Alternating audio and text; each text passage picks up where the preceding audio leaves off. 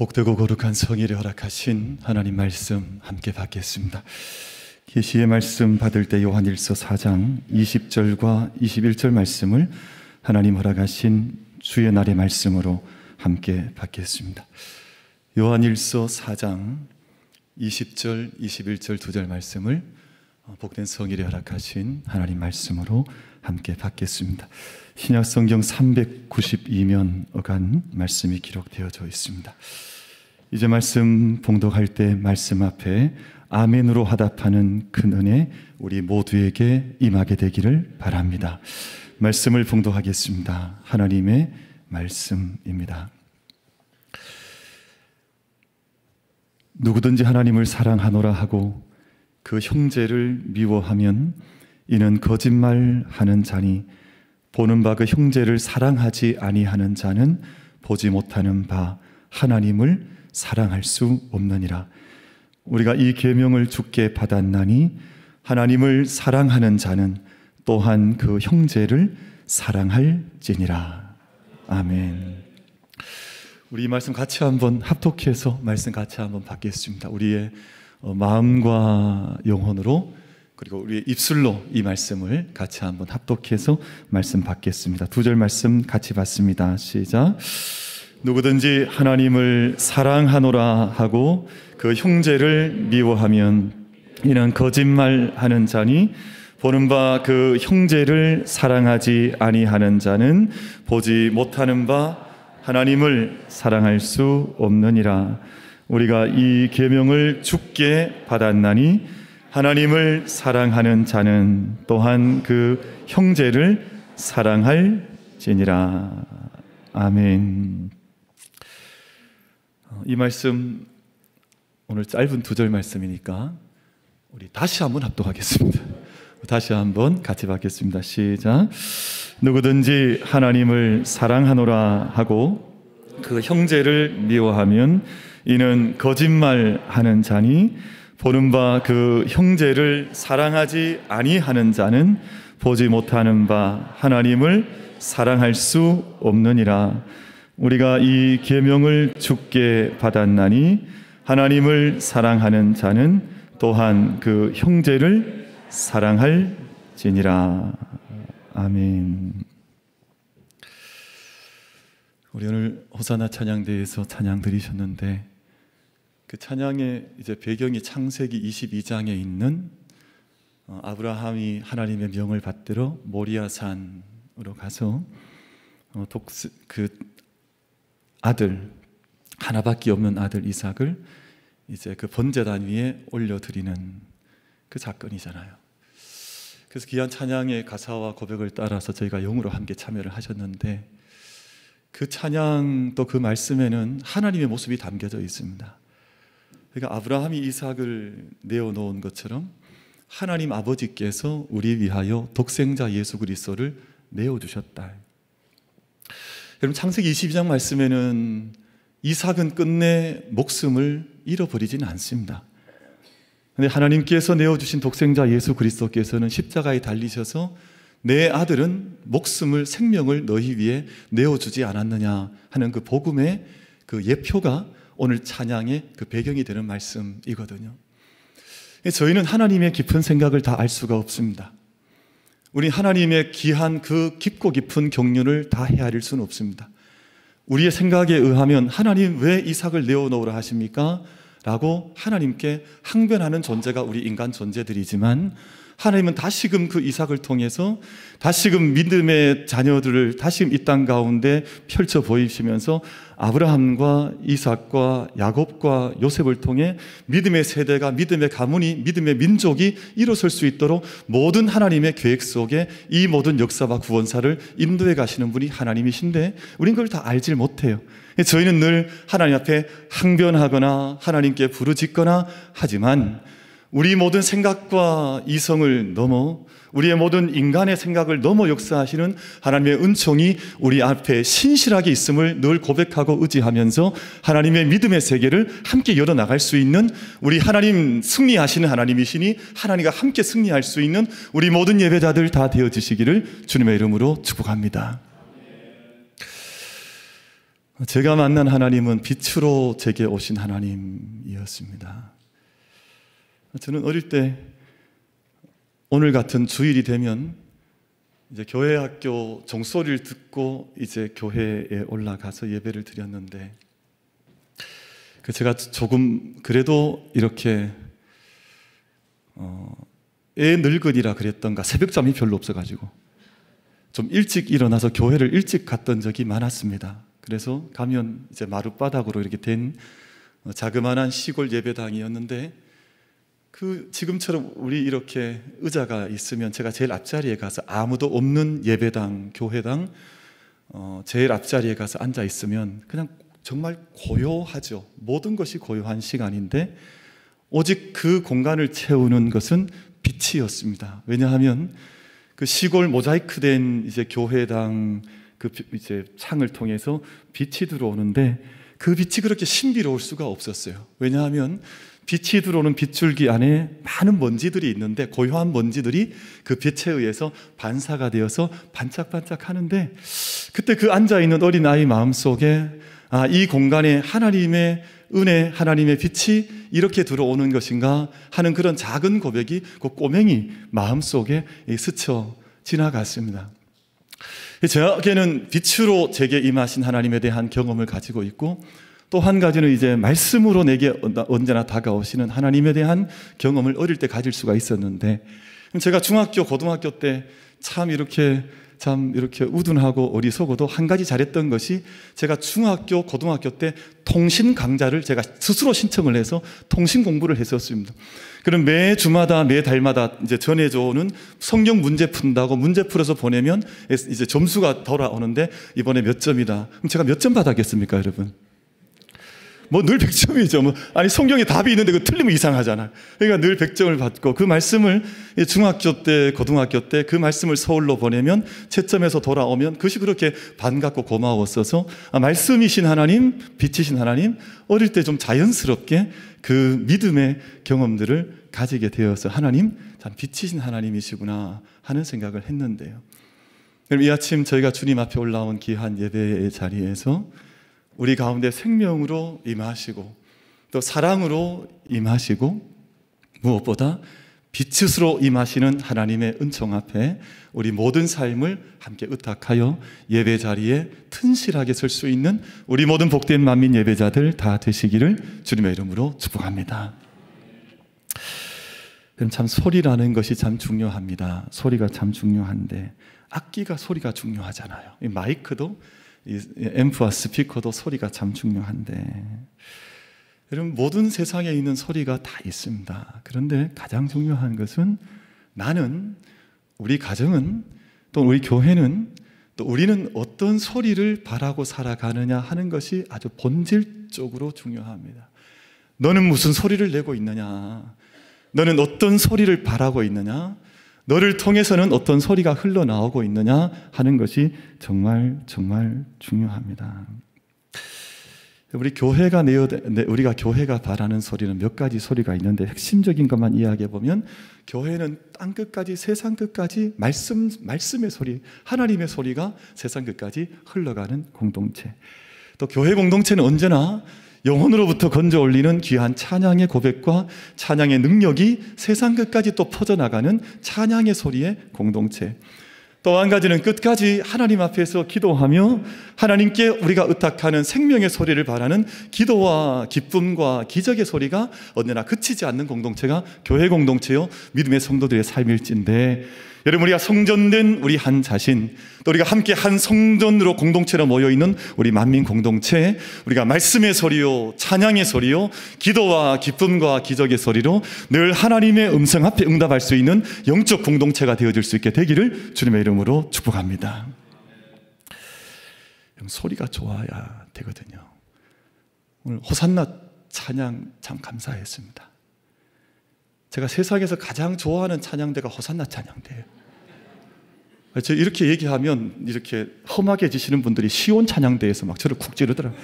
아니 그럼 우리는 어떡합니까? 제가 그때 가면 또 다른 소리 합니다. 제가 시온 찬양이 제일 좋다, 제가 거기 가서 그렇게 이야기하는데, 평생 우리가 살아가는 동안 정말 아름다운 참 생명의 소리를 함께 담지, 또 우리가 담아낼 수 있는 우리 모든 찬양 대원들 뿐만 아니라 우리 온 교회 성도님들 다 되시기를 주님의 이름으로 축복합니다. 그럼 어제 우리 교회 본당에 우리 아이들 소리가 가득했습니다. 그럼 어제 우리 교회 와보신 분들은 아시겠습니다만 우리 교회 지금 우리 일부 예배 성도님들 앉아 계신 것 그 이상의 아이들이 그냥 우리 온 대구에 있는 우리 경북로에 영유아 유치부 아이들이 가득 와서 우리 만민교회 본당에 가득 들어와서 그 어린 아이들의 그 밝은 소리들, 물론 가끔씩 우는 아이도 하나씩 있긴 하더라고요. 그래도 막 아이들의 소리가 그냥 행복한 부모님들과 아이들의 소리가 온 하루 종일 교회에 가득했습니다. 제가 이제 말씀 준비하다가 아이들 소리가 들리니까 가슴이 두근거려서 차마 제 자리에 못 앉아 있고 몇 번을 제가 올라와서 뒤에서 아이들이 무엇하나 너무너무 좋은 그 아이들의 소리에 함께 참여할 수 있어서 행복한 하루를 보냈습니다. 그 전 금요일 밤에는 우리 금요 성령 집회 찬양과 기도의 소리, 참 하나님 앞에 성전 안에서 찬양과 기도의 소리가 그치지 않고 때를 따라 정한 시간 안에 울려 퍼지는 것이 하나님께 기도는 올라가고 또 찬양의 소리도 올라가고 하나님께서 우리 가운데 다시금 주시는 영적인 울림이 있는 그 소리가 얼마나 귀하냐, 이제 그것을 경험을 했는데요. 그 하루 전 목요일 저녁 8시였는데 제가 TV를 좀 보고 있었는데 자막에 그 노벨 문학상 자막이 이렇게 뜨는 거예요. 그래서 제가 생각할 때 무슨 그 방송국이 오보를 저렇게 내보내냐.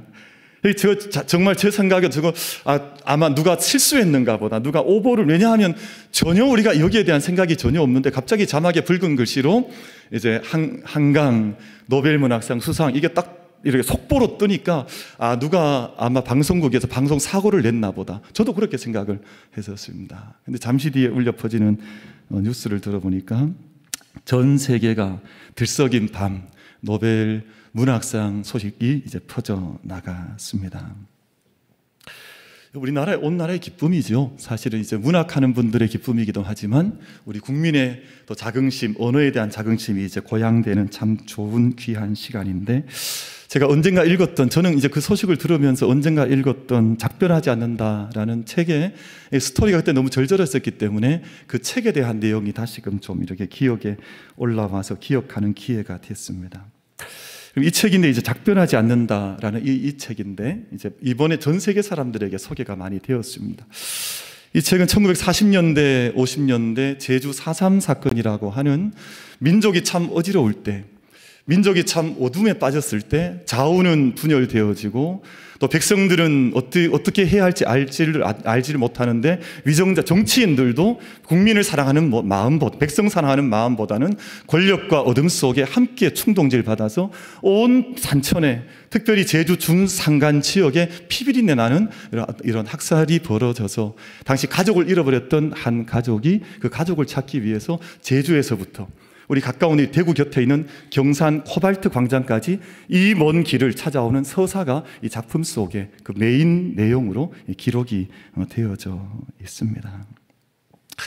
근데 이 작품 속에 담겨져 있는 큰 주제, 그리고 이 작품뿐만 아니라 우리가 이번에 잘 알게 된 흰이라든지 소년이 온다, 또는 채식주의자, 이런 다양한 작품이 많이 소개가 되었는데, 이 모든 작품 속에 담겨져 있는 핵심 주제가 뭐냐 하면, 스토리는 다 다양하다 할지라도 우린 캄캄한 칠흑 같은 어둠을 살아간다 할지라도 나는 빛을 포기할 수 없습니다. 이것이 이 모든 작품 속에 담겨져 있는 인간성이 담재하고 있는 보편적인 주제를 이분이 적어내어서 이게 아마 온 세상 사람들한테 울림이 되었던 것 같아요. 우린 여전히 어둠의 길을 지나고 있습니다. 지금도 어둠 속에 헤매고 있는지 모릅니다. 그러나 우리 모든 생명이라고 하는 것은 이 어둠 속에 낭망하고 어둠 속에 빠져 있을 그런 존재가 아니라 빛을 향해서 지금도 걸어가야 하는 존재라고 하는 것을 문학을 통해서 표현한 책이 나는 작별하지 않는다. 나는 작별할 수 없다는 뜻입니다. 우린 이별할 수 없다는 뜻입니다. 그래서 영미권에서는 이 책이 번역될 때 나는 작별하지 않는다 이렇게 표현된 것이 아니라 We do not part, 우리는 분리, 이별될 수 없다고 그렇게 이 작품의 제목을 번역을 해서 소개를 해주기도 했습니다. 그래서 이제 어떤 기사들은 보니까 그렇게 표현했더라고요. 전 세계가 한강에 빠졌다 이렇게 표현하더라고요. 한강에 빠지다, 강물에 빠졌다 이렇게 표현을 재미있게 하기도 했는데, 특별히 문학계가 환호를 하고 있습니다. 왜냐하면 한국 문학이 세계 시민의 언어가 될 수 있구나 하는 것을 이제 확인한 대목 아닌가 이런 표현을 하기도 하던데, 그럼 자연스럽게 주목받는 이들이 누구냐 하면 번역가들입니다. 이제 한강이라고 하는 이 작가의 작품을 어떻게 번역을 했길래 이 모든 사람들이 이것을 같이 받을 수 있었을까? 이 번역가들에게 주목이 되고 있는데, 여러분, 그가 한국 문학이 뛰어나지 않았던 것 아닙니다. 우리 한국 문학에 얼마나 뛰어난 분들이 많습니까? 저희가 토지라든지 사실은 줄줄이 이어져 내려오는 한국 문학이 뛰어난 문학들이 많은데, 그간의 모든 이제 서양에서 전해지고 있는 이 모든 뛰어난 상들의 주인공들은 유럽 백인 남성 중심의 수상자들이 늘 많이 차지하고 있었기 때문에 아시아 특히 여성 문학가 이런 부분들은 들어갈 여지 자체가 그다지 많지를 않았는데, 최근에 다시금 주목받게 된 것은 언어의 장벽을 넘어설 수 있는 번역이 이제는 어느 경지 이상에 올라왔기 때문에 우리 문학이 세계 시장으로 이제 들어가기를 시작을 했습니다. 맨부커상을 한강 작가가 수상할 때 한국어를 이제 번역했던 분은 한국어를 독학한 영국의 캠브리지의 이제 박사 과정에 있던 학생이었었는데, 데보라 스미스라고 하는 여성입니다. 이 여성이 한국어를 독학을 해서 이 책을 번역을 한 거예요. 그 당시에 채식주의자를 번역을 했거든요. 최근에 한강의 작품을 시적인 유려한 프랑스어로 번역한 사람은 프랑스 번역가 피에르 비지우라고 하는 이제 분이, 이분은 이번에 펑펑 울더라고요. 이번에 이 상을 탔다는 소식을 듣고 이 독일 사람, 이제 프랑스 분이 펑펑 우는 것을 봤습니다. 그럼 저희가 좀 이제 긴장을 해야 될 것 같아요. 왜냐하면 요즘 이제 우리 프로그램에도 이렇게 나오긴 합니다만, 외국 사람들이 한국 사람보다 한국말을 더 잘하는 시대가 되었습니다. 우리가 조금 긴장을 놓치지 않으면, 긴장을 하지 않으면 우리보다 외국 사람들이 한국말을 훨씬 더 잘해서, 우리는 한국말을 잘 못하는데 오히려 외국 사람들이 한국말을 훨씬 더 잘 구사하고 번역할 수 있는 그런 시대가 되어지면 우린 정말 어떻게 될까 하는 그런 생각을 좀 해보거든요. 저는 저희에게 믿음의 자리에 좀 비추어 보는데, 우리 믿음의 사람들이 정말 긴장할 때가 되었습니다. 왜냐하면 그동안 교회가 맡아왔던 복지 문제, 웰페어라고 하는 이 문제를 이제는 동사무소가 다 가져가 버렸습니다. 동사무소가 이제 행정복지센터가 이름도 복지센터가 돼버렸거든요. 복지를 교회가 해오던 오랜 세월, 수천 년 교회는 복지를 담당해 왔었거든요. 근데 그 복지를 이제 행정복지센터가 가져가 버렸습니다. 그럼 교회는 오랜 세월 동안 우리 권사님들이 감당을 참 많이, 우리 카운셀러 역할을 많이 했습니다. 권사님들이 사람의 아파하는 일이 있으면 우리 권사님들이 찾아가서 다 들어드리고 기도해드리고 그냥 상담이 거기 다 이루어졌었는데, 이 상담은 전문 상담사들이, 우리 이은주 A 권사님 같은 전문 상담사들이 이제 그 상담을 그냥 다 가져가셔서 이 전문가가 아니면 상담을 할 수 없는 그런 시대가 되어져 버렸습니다. 예전에 교회는 모든 창작과 예술과 영국의 산실이 우리 교회였었잖아요. 성탄절 되면 아이들이 다 교회 올라와서 여기서 공연하고 여기서 발표하고 있는데, 이제는 세상 뛰어난 화려한 공연장에서 교회가 그동안 감당해왔던 모든 것들을 다 가져가 버려서 이제는 아이들이 공연을 보기 위해서 교회로 올라오는 것이 아니라 지금은 세상에 공연장에 비싼 티켓값 지불하고 공연장으로 가버리잖아요. 그러니까 지금 우리가 정말 우리 교회가 하나님 앞에 영적 공동체로 서 있으면서 우리 간직하고 지켜내야 할 하늘의 언어와 이 땅의 모든 아름다운 일들은 오늘 우리가 어떻게 하나님 앞에 새겨갈 것인가 하는 것을 다시금 성령의 음성 가운데 깊게 새겨야 할 시간이구나, 참 지혜가 필요한 시간이구나 하는 그런 생각을 가져보게 되는데요. 아무리 뛰어난 한국 작품이 있다 해도 만약에 번역가가 나타나지 않으면 이걸 정교하게, 정치하게, 아주 치밀하게 번역할 수 있는 번역가, 이 언어를 구사할 수 있는 사람이 나타나지 않으면 이런 상은 가능하지를 않습니다. 그래서 이번에 한강 작가나 그의 아버지인 한승원 작가께서도 상당 부분의 분량의 공을 이제 번역가에게 돌리고 있는 것을 아마 여러분 다 보셨을 것입니다. 1996년에 이제 한국문학번역원이라고 하는 것이 설립이 되어서, 만약 이 책처럼 이렇게 한국 작품이 나타나게 되면 번역을 전 세계 언어로 하고 있는데, 지금까지 우리 한국어로 된 번역, 이 책이 외국어로 번역된 언어의 종류는 44종류입니다. 그러니까 한국 작품이 나오면 영어라든지 중국어라든지 불란서라든지 이렇게 44개 언어로 전 세계로 번역이 되어지는데, 여러분 이게 그래도 자랑스러운 일이 44개 언어로 번역이 되어지니까. 근데 가장 일반적으로 많이 번역되어진 책으로 기억되는 것이 생텍쥐페리의 어린 왕자라는 책입니다. 생텍쥐페리의 어린 왕자는 전 세계 몇 개 언어 정도로 번역이 되었을까요?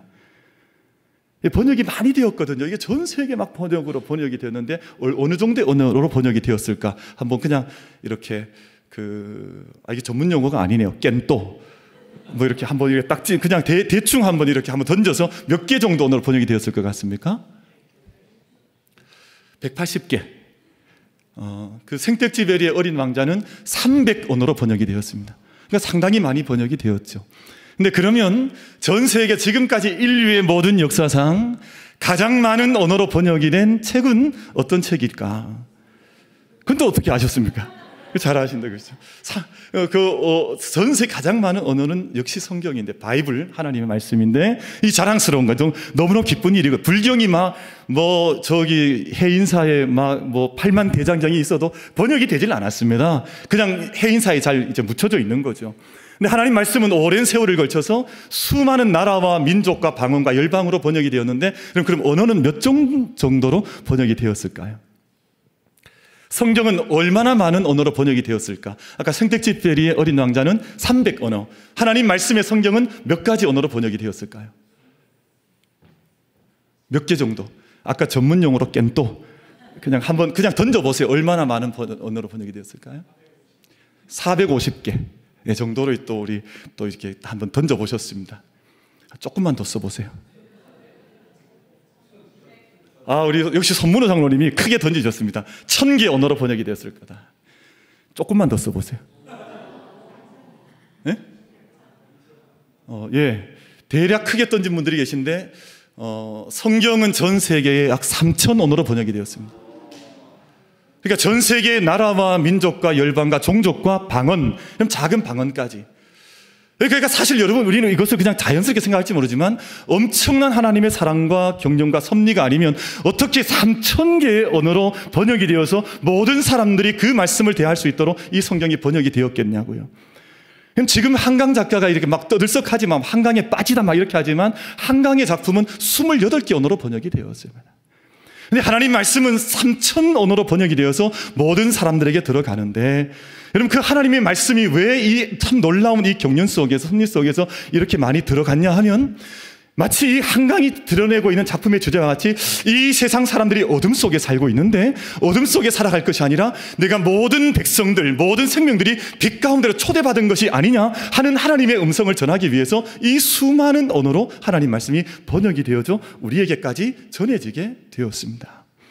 사랑하는 모든 예배자 여러분, 우리 하나님의 생명의 말씀을 받을 때마다 말씀이 우리 가운데 스며들어져 와서 말씀이 우리 가운데 깊게 우리 마음속에 녹아내려지고 우리의 뼈가 되고 살이 되고 호흡이 되고 삶이 되어져서 말씀의 생명의 약속과 그 사랑과 은총 속에서 우리가 이렇게 이불을 이렇게 짜면 쫙 물이 나오는 것처럼 우리 모든 삶을 하나님 앞에서 한번 응축시켜보면 우리 모든 삶을 통해서 말씀의 생명의 단물이 흘러나올 수 있는 은총이 우리 모든 예배자들 가운데 임할 수 있게 되기를 주님의 이름으로 축복합니다.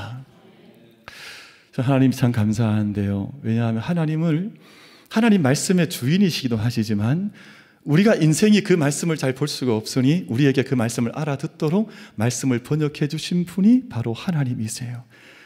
그것을 우린 성육신이라고 하는데 하나님께서 이 땅 가운데 오지 않으셨으면 우리 이 세상에 볼 수 있는 그것으로 우리를 환원시켜주지 않으셨으면 우리 하나님을 볼 수가 없는데, 여러분 요한복음 1장 14절 말씀이 육신이 되어, 이것이 하나님의 저는 번역이라고 그렇게 묵상을 합니다. 인카네이셔널 트랜슬레이션, 그러니까 성육신적 번역이라는 거예요. 하나님께서 말씀이 육신이 될 수 있도록 우리 가운데 바꾸어 주셔서 우리 가운데 거하심에 우리가 그의 영광을 보니 아버지의 독생자의 영광이요 은혜와 진리가 충만하더라. 근데 말씀이 육신이 된 예수 그리스도를 3000개가 넘는 언어로 다시금 번역이 되어져서 그 사랑의 빛 속에 우리가 머물 수 있도록 우리 가운데 섭리해 주신 분이 바로 하나님이시다라는 말씀을 하는 것입니다. 우리 모든 예배자 여러분, 우리 만민가족들은 언제나 말씀 속에 살아갈 수 있게 되기를 소망합니다. 그래서 말씀이 늘 가까이 있는 거예요. 올해가 2024년 이제 10월 둘째 주, 올해가 얼마 남지 않았습니다만, 우리가 조금 좀 이제 교회 학교적으로 좀 말씀을 드린다면, 올해가 다 가기 전까지 일독을 하시려고 했다가 포기하신 분들은 마무리를 할 수 있게 되기를 소망합니다. 여기만 아멘 하시고, 저쪽 다 아멘 하셨습니까? 그게 다른 뜻이 아니라 말씀을 좀 더 가까이 하자. 그럼 갑자기 어느 날 갑자기 노벨 프라이즈 뭐 상이 태어나는 것은 아니고요.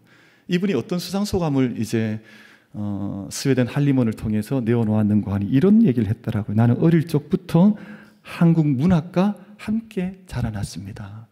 그러니까 어릴 때부터 계속해서 그 책 속에 있다 보니 지금 이제 8, 9학번인데 50대 중반이 되었을 때 아무도 기대하지 않았지만 털컥 주어진 그 은총 자리에 세워지게 된 것이거든요. 여러분, 저는 이 땅에 살아가는 동안 영혼의 어두운 밤을 지날 때가 있습니다. 스페인의 신비주의자였던 이제 십자가의 성 요한이라는 분이 표현한 표현인데, 영혼의 어두운 밤, Dark Night of the Soul이라고 하는 영혼의 어두운 밤이 모든 영혼들 속에 있는데, 이 순간이 어떤 순간이냐면 하나님과의 단절의 순간, 빛의 부재의 순간, 그리고 방향을 잃어버린 순간, 또 깊은 이기심과 미움과 폭력 속에서 부정적 감정과 행동의 지배를 받는 영적 어두움의 상태를 의미합니다. 근데 이 순간이 참 우리가 거치지 않으면 좋지만 이런 때에 빠져 있는 분들이 있을 수밖에 없는 걸 보는데, 오늘 아침도 이렇게 얼핏 지나가면서 뉴스를 봤더니 다시 또 막 헤즈볼라 이런 이야기가 세상에 가득한데, 여러분 그런 상황들을 마주대하면 어떤 생각들을 하시나요? 여러분, 깊은 어둠 속에 빠져들어가게 되면 내가 여기 어둠 속에 살아야 하는 것이구나 생각하는 것이 아니라, 영적으로 어떤 하나님의 형상이 흔적이라도 남아있는 사람이라면 뭐라고 고백하냐 면, 나는 이 어둠 속에 머물 사람이 아니라 빛으로 나가야 되는 사람이구나 하는 것을 그제 이제 고백하게 되는 것이거든요. 그래서 영혼의 어두운 밤을 지날 때 빛을 향한 간절한 소망을 내어놓게 되는데, 그것이 우리에게 영적인 유익으로 다가올 때가 있습니다. 여러분, 저희가 말씀을 통해서 우리에게 권고하신 하나님 말씀 분명합니다. 자다가 깰 때가 되었다는 것입니다. 이미 어둠이 깊었고 이제는 빛의 시대가 되었으니 모든 어둠의 일을 벗어버리고 빛의 옷을 입는데, 내가 예수 그리스도로 옷 입는 이 삶, 빛으로 사는 삶을 살아야 되지 않겠느냐. 이것이 로마서 13장에 나오는 하나님의 말씀인데요. 여러분, 우리 모든 만민 가족들 오늘 예배를 올려드리면서 하나님 앞에 서면서 한 가지 다짐하는 것이 있습니다. 우리 모두가 다 빛의 자녀로 살아갈 수 있게 되기를, 어둠의 사람이 아니라 빛의 사람으로 살아가는 우리 모든 예배자들 다 되어지시기를 주님의 이름으로 축복합니다. 그러면 오늘 저희가 읽으셨던 요한 1서 4장 20절 21절 말씀을 통해서 우리 가운데 주시는 하나님의 아주 감명하신 말씀이 무엇이냐 하면, 내가 정말 빛의 자녀가 맞느냐? 그러면 하나님을 사랑하는 하나님의 자녀로 살아간다면 형제를 사랑하는 것 너희 가운데 분명하게 보여야 되지 않겠느냐. 이제 그 말씀을 주셨습니다.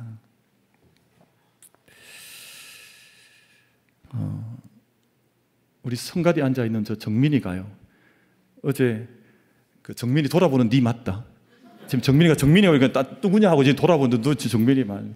아니, 어제 이제 예배를 어린 아이들과 함께 여기서 아이들이 경북로의 유치부 아이들이 다 와서 여기서 이제 하는데, 정민이가 앞에서 그 재밌는 그 찬양 인도와 또 이 앞에서 아이들과 함께 그 귀한 시간, 아이들 찬양으로 격려하고 또 아이들에게 사랑을 전하는 그 시간을 갖고 있더라고요. 마침 제가 올라왔던 그 시간에. 보니까 마음이 얼마나 좋은지. 왜냐하면 정민이가 하고 있는 일이 아이들에게 그 사랑을, 하나님께서 내게 주신 사랑이 있는데 그 사랑이 다시금 아이들에게 흘러가는 그 시간을 그 마음껏, 이게 얼마나 잘하는지 제가 볼 때는 앞으로 한번 우리도 좀 초대를 좀 해야 되겠다 이 생각이 들 만큼 너무너무 행복했습니다. 그럼 저희가 하나님 앞에 살아간다는 것이 뭐냐 하면, 하나님의 사랑을 알고 있느냐? 그러면 네 곁에 있는 형제 자매, 우리 어르신들과 어린 아이들에게도 그 사랑이 흘러나갈 때, 만약 그 곁에 있는 형제 자매 사랑하지 않으면서 나는 하나님 사랑합니다 하면 그건 거짓말이지. 네가 보이는 형제도 사랑하지 않는데 어떻게 보이지 않는 하나님을 정말 네가 어떻게 사랑할 수 있겠느냐 하는 것이 오늘 짧은 2절 말씀에서 우리 가운데 주신 하나님의 약속의 말씀으로 우리 가운데 이제 주셔서 우리 이 말씀을 함께 받고 있습니다. 한 랍비가 자기 제자들에게 이런 질문을 했습니다. 어떻게 하면 밤이 지나가고 낮이 다가오고 있는 것을 알아차릴 수 있겠느냐 물었더니 이 흩어 있던 여러 제자들 중에 한 제자가 답변하기를 저 먼데 있는 짐승이 양인지 개인지 분별할 수 있으면 이제 아침이 된 것을 알 수 있겠습니다. 그랬더니 랍비가 답을 하지 않는 거예요. 이렇게 고개를 조금 흔듭니다. 그랬더니 두 번째 곁에 있던 제자가 뭐라 그러냐 하면 저 먼데 있는 나무가 무화과 나무인지 복숭아 나무인지 구별할 수 있으면 밤이 지나고 낮이 온 것을 알 수 있을 것 같습니다. 나무의 형상을 보면서 알 수 있을 것 같습니다. 답을 했더니 다시 랍비가 답을 잘 하지 않는 거예요. 제자들이 물었습니다. 선생님, 어떻게 하면 밤이 지나가고 낮이 온 것을 알 수가 있겠습니까? 그랬더니 이 랍비가 이렇게 대답을 합니다. 어떤 사람의 얼굴을 바라보면서 그에게서 형제나 자매의 얼굴을 볼 수 있을 때 그럴 수 없다면 그 시간은 여전히 밤이라네. 이런 말을 했습니다. 그럼 저희는 매일같이 많은 사람들이 우리 앞을 스쳐 지나가는데 여러분, 우리 앞을 스쳐 지나가는 사람들의 얼굴이 형제와 자매로 보이면 그 사람은 낮을 살아가는 사람이지만 우리가 참 많은 사람들을 만나는데 형제 자매의 얼굴이 보이질 않는 거예요. 그 사람의 영혼이 보이지 않는 거예요. 그러면 나는 밤을 살고 있구나. 그렇게 알라는 것입니다. 그럼 저희는 어느 시간을 살아가고 있습니까? 우리는 아마 이번에 노벨상을 수상한 사람처럼 밤을 지나고 있을지 몰라요. 아마 그 수많은 고통의 이야기가 이 책 속에 담겨져 있거든요. 절절한 이야기가 담겨져 있습니다. 근데 그럼에도 불구하고 이런 책들이 우리에게 주는 유익은 우리는 밤을 사는 사람들이 아니라 낮을 살아가는 사람들인데 복음의 사람들의 행복과 정점은 뭐냐 하면 이미 밤이 지나고 예수 그리스도 안에서 너희는 빛의 자녀라는 그 은혜의 은총을 덧입고 설 수 있는 사람들로 우리가 부름받았다는 자리가 우리 믿음의 자리들인데 우리 모든 만민 예배자들께서 밤을 사는 사람들이 아니라 낮을 사는 사람들, 빛의 자녀들이 되어져서 우리 정말 생명 다하는 그날까지 아무런 후회 없이 부끄럼 없이 빛의 생명의 시대를 함께 걸어갈 수 있는 우리 모든 예배자들 다 되어지시기를 주님의 이름으로 축복합니다.